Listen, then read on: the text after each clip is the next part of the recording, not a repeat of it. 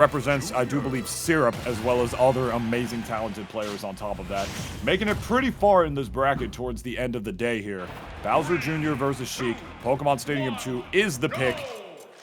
Let's get into it, Emma. Oh, yeah. I don't know. It's really hard for me because Sheik, I feel like, is a character that's also making a resurgence. I haven't really seen a ton of Webb. I haven't gotten to watch a lot of his sets, but I've heard of the legend, so I'm very excited to, like, actually watch him play.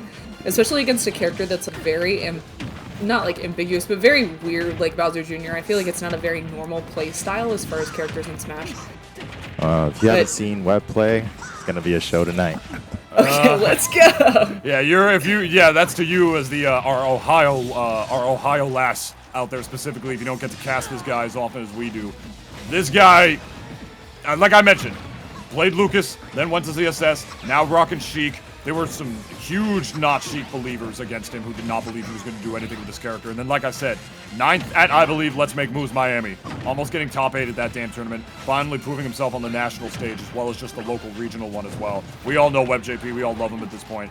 We might just get a clip and a half at this point, depending on how Mr. Muggs is going to play this. But right now, holding a pretty solid center stage, drifting away with that back air to ensure it was safe and that WebbJP would not be able to punish off the platform, lest he eat a duff of his own, considering the lack of options, I should say, off of platforms in this game. As the forward throw, not going to take the first stock yet, but creating some pretty high-profile coverage with that cannonball over and over again. With the way Muggs is playing, is he going to wind up taking the first stock? Bowser Jr. is definitely going to have kill power in his advantage, especially with those forward airs and back airs.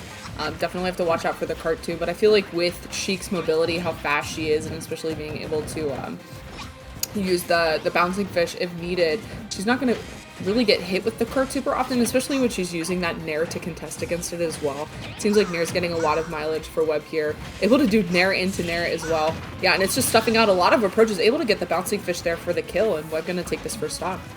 Needles bouncing fish, baby, the classic. Definitely going to work against a big character like Bowser Jr., who he himself is not big, but the actual cart, the Koopa Clown car is, as we were mentioned before, making you look like a clown. And speaking of looking like a clown, we got Mr. Muggs with the back air, making WebbJP look like one with a beautifully spaced one at the ledge with a high-profile, hard-hitting cannonball, I should say, in the back air, or low-hitting one, I should say, in the back air's case, as opposed to the high. But yeah, fun fact, as you all know, Bowser Jr. Actually takes more damage when you hit him, as opposed to actually hitting the cart itself, depending on where the hitbox goes. So if you're able to get that down there, if that actually landed and it hit Bowser Jr. on the head instead of just hitting the clown car, it actually would have done a lot more damage to Bowser Jr. than it normally would have done had you just hit the cart.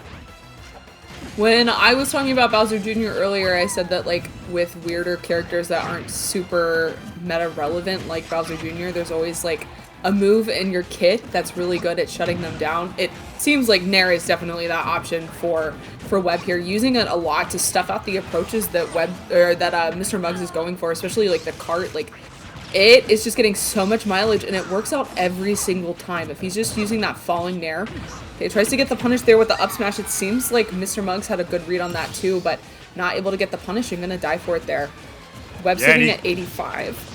Yeah, 85, and he couldn't even run in with the up smash either because of how heavy of a character Bowser Jr. is. He can't exactly get the sweet spot Diamond Cutter unless he's above him, so WebbJP did the really smart thing and just going for a jab, just to mix in to make him think he wasn't going to go for a move like a down tilt, and then once he does the mix-up landing the down tilt, mixes him up even further by reversing the up air to make sure he gets, tries to DI mix him on the way up as well. WebbJP just goes to show how hard Sheik has to work to get the kills that she does, and how more than willing to put in the work WebbJP was. This guy's a lab monster, Emma, and you're going to see some stuff later on in the set if I'm willing to bet.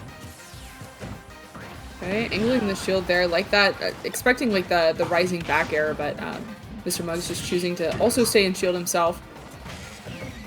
Right, yeah, and we're seeing like a different movement with cart as well. I feel like he's using the cart and then like making it spin out right in front of Webb instead of just trying to hit him full force. But we've also seen him like release it and go farther if he sees that Webb is not in the air already. That way he's able to call out the jump, because a lot of the aerials that we're seeing from Webb are falling aerials. So if he's able to call out the jump before he's actually able to get the hitbox out, he's able to get kills just like that, using the cart to kill off the top there. Sitting at 128, so do have to be careful here. But Bowser Jr. has a lot of really good output in damage if he's able to get an opening. But it just seems like Webb has this lockdown. Yeah, like if you get above Bowser Jr., one up air really is all it necessarily takes, as that up air links into another one and another one and another one. Sheik is difficult of a character to keep in disadvantage as she might be. She is a relatively like featherweighty character on top of that, so with all that damage output in mind, on top of the fact that he has a projectile to keep at bay in the mid-range, plus how featherweighty of a character Sheik is and how good Bowser Jr.'s kill power is, those are some of the elements that might put him to death as he's able to mount the comeback, which he is not, as that needled bouncing fish confirm on the platform is going to do it for WebbJP, going up game 1 over Mr. Muggs.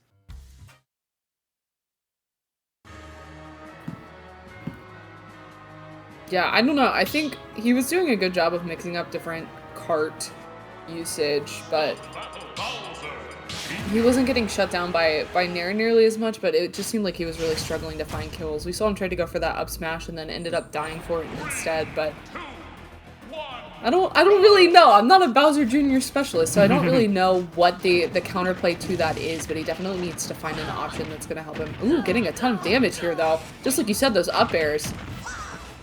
Yeah, like once you just put him in the bad spot, you know, you just hit Sheik over and over again while the sun don't shine for sure. As much of a minecart-like move as it is, that is not exactly minecart. You know, you can hit Bowser Jr. out of that move if you space it properly. Maybe there could be some things you could do with maybe like the hitbox of like the screeching hitbox of minecart, but at the same time, Sheik being the crazy mobile character that she is, that's just not worth the whiff at the end of the day, you know what I mean? It's just rough. I do feel like Sheik just kind of outclasses Bowser Jr. just a little bit tier-wise, but not to say that Bowser Jr. can't do it. He is a relatively slept-on character, but there you go with the drag down up air, trying to catch him in the no-fly zone, catching those needles, and just forcing him to air dodge right back to the ledge, lets those land, and he get a wonky kill confirm off of it. You already know the lab monster that WebbJP is. You don't need me to tell you at this stage in the game. Beautiful down tilt, beautiful wait, I should say, recognizing he had nothing true off of that down tilt, and instead decided to wait and see exactly where Mr. Muggs was going to go to be able to land that back air, and as a result, elongates his disadvantage state even further, trying to land the falling up air confirm once again. But this whole time, as I say it over and over again, he's just had him at disadvantage the whole time, all the while just building up more and more damage onto Mr. Muggs to the point where something raw is eventually going to kill Emma. This is just the raw combo and lab power of him. Did he just trip off of a jab? Yes!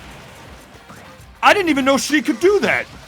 Either, but it didn't work out for him. Gonna die to the up smash there, but really good attempt. Like, very good reaction time, honestly, because I don't think he was expecting the trip either, but tried to follow up with the down smash. He was just a little too late on it. I have never seen that. That was absolutely wild. I had no idea that, well, she could even do that at that percent.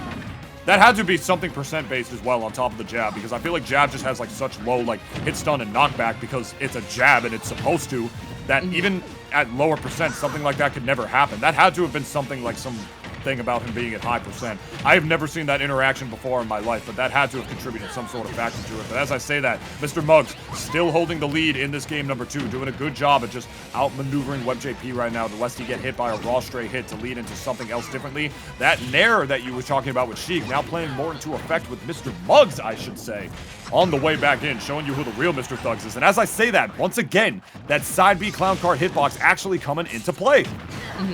Wow. Yeah, I really like the way that he's incorporating jump into the cart as well. I feel like we weren't seeing that a lot in game 1, but now mixing up a lot of the ways that he's using the cart is working out really well for him, and it seems like he's able to catch Webb off guard, able to take that stock with the last one, but this could be a big opportunity for him if he's able to keep Webb on the ledge. Again, Sheik having that mobility, it's going to be a little bit easier than other characters for her to get off of the ledge. Haven't been able to find that 2-frame with the F smash either, but super big kill power on that if he is able to find it. Will 100% kill at 77. Ooh, okay. The classic. Oh man, but 83% of insurance. Mr. Muggs looking like some pretty poised adaptation right here. Not even just the spacing, but also these crazy confirms. I don't know if he meant to do that, like with what he did right there. He actually accidentally perfectly spaced the Mecha Koopa off the ledge right there to place it on the platform as he was falling below it. I'm not even sure if he meant to do that necessarily, but if he did, he's definitely a genius with his timing and his spacing, as he's shown us over and over again so far. Holding up a solid advantage state, getting caught in the jab, which will kill by ledge on a featherweight character like Sheik if he's able to just keep that running and catch WebbJP off a neutral getup. Instead, just utilizing the down tilt, a nice, safer, way less committal move. On top of that, the up smash to catch the way in. Borderline with a damn near JV, I forget it, when it's one stock? What is that, like a JV2? JV2. Thank you, I forget. It's been a minute for your boy, I apologize, but hey. Oh my goodness, Mr. Muggs saying I'm down, but I'm not out. I don't care if this guy's the new hotness in Tri-State. I'm gonna win. I'm gonna take this W right here, man. This is another true, like, poised thing about a competitor, I should say, is like how poised you are. That's the true nature of a competitor. Like, you don't get caught in your head like, oh, I'm fighting WebbJP. This guy's better than me. I know he's better than me. He's one of the top seeds of the tournament. I play a character way worse than him, blah, blah, blah. That just goes to show that it doesn't matter if he is or he isn't, because in that moment, he is. Man, that was just like a really crappy situation for Webb there, because he recognized that he wasn't able to match on his shield just because that up smash out of the shield was such a big threat. So he had to play super safe and couldn't really find an opportunity. And then like the one time that he just goes to fair his shield, he's able to get punished with up smash. So I think it's really important for him to not get in a situation like that in this game 3, to try to focus on keeping the percent lead, especially the stock lead as well. So far doing pretty even here. That back air, really good option to send Sheik off stage, very strong as well, but it seems like the kill power of Bowser Jr. is definitely over. Oh my gosh! Okay, able to catch the timing on the cart there with the up smash. That was crazy. Callouts. Pure callouts, ladies and gentlemen. Beautiful stuff. That was basically the equivalent of that, up smash that, Garium got against Con of the afterburner kick. That was basically the same thing. That was basically just Bowser Jr.'s afterburner kick. It was afterburner cart. Let's go with that. What a hell of a way to take a resounding lead in this game number 3 at this point. Small battlefield is the pick, though, and I don't know if, like, how much better this stage is going to fare for WebbJP. It's a little shorter, so I feel like he'll be able to overwhelm Bowser Jr. more on a stage like this. There's less room for Bowser Jr. to sort of, like, throw those Mecha Koopas out, even have time to throw the Mecha Koopas out, or even get the cannonballs out at the end of the day. But at the same time, the blast zones are way smaller, and Bowser Jr.'s raw kill power and a lot of his moves is a little bit better than Sheik's if he's able to just get those, like, raw hits. Speaking of raw hits, there we go. The up air strings, only 2. Great tech chases from both sides here.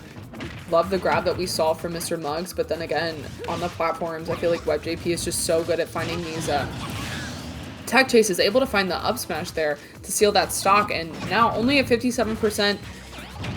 Again, he's got the stock lead, so he's able to play a lot more aggressive here, but oh my gosh! They're both just so good at finding their kill confirms.